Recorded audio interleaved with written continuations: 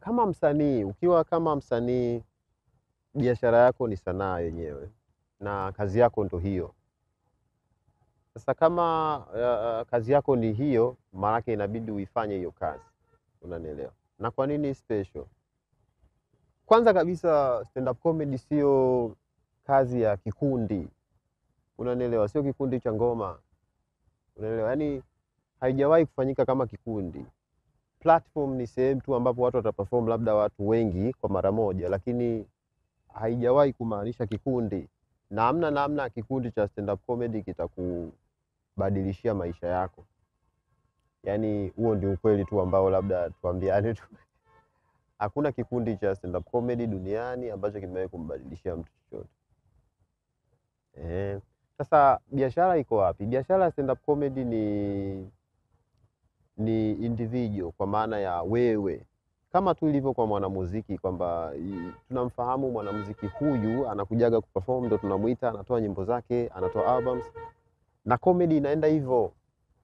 Kutokea platform ni imetokea tu, labda watu hawajaelewa tu idhana, lakini comedian stand up ni wewe. Sasa unauza nini? Unanielewa? Unauza nini? Watu hawawezi tu wakawa wananunua jokes yako ya dakika moja au ya dakika 5 tu. Unanifahamu? Haiko hivyo. Alafu sasa mbaya zaidi, changamoto ya comedy ni kwamba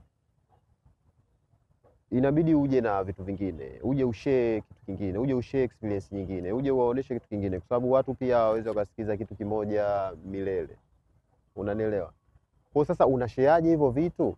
Lazima uelewe kwanza, inabidi uwe una routine za kushare vitu.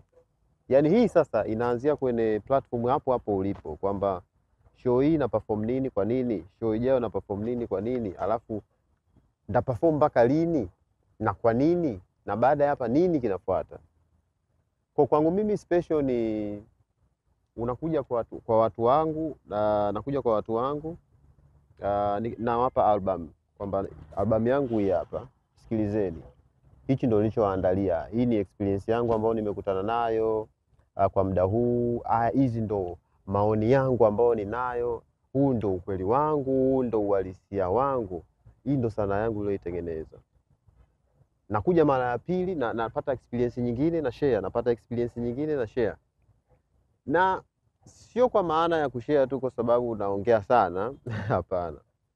Ukifanya album ya kwanza, unapokuja kufanya album ya pili, automatic na kufanya unakuwa tu kama msanii, kwa sababu kiuhalisia ni kwamba hakuna namna utataka album yako ya kwanza ifanane na album ya pili. Sasa wewe mwenyewe tu mfanya biashara, sasa unauzaje mwanangu?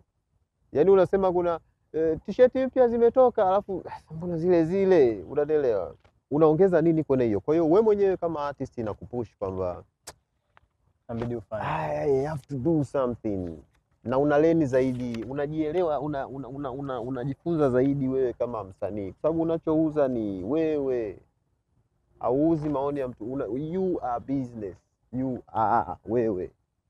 Unaelewa? So album inakusaidia the process ya kucreate ile mpaka inatokea hiyo special ambayo mtu mmoja anakuwa mjuaji mmoja anaweza kujifanya na comment tu.